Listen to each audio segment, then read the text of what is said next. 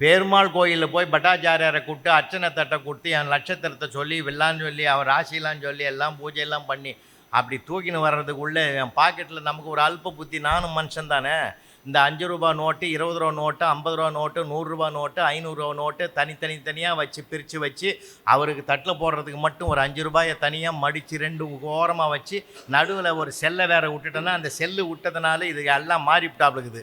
அவருக்கு எடுக்கும்போது பார்த்தா 500 வருது. அதை உள்ளே அமுக்கிட்டு அந்த 5 தேடின்னு இருக்கிறதுள்ள அவர் டென்ஷன் ஆகி போயிட்டார். போய் எதிர் வரிசையில் 3வது ஆள்கிட்ட தீபாவதனை காட்டுங்கிறாரு. அந்த நேரம் பார்த்து இந்த 5 ரூபாய் சிக்கிச்சு.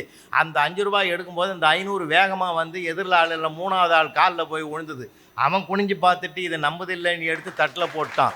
தட்டில் போட்ட உடனே பட்டாச்சாரியார் பெருமாள் கழுத்தில் இந்த மாலை கொண்டாந்து அவனுக்கு போட்டு சடாரிய பவ்யமாக வச்சு நீ 100 வருஷம் நல்லா இருப்பான்னு அவனுக்கு வாழ்த்தினார். 500 என்னது?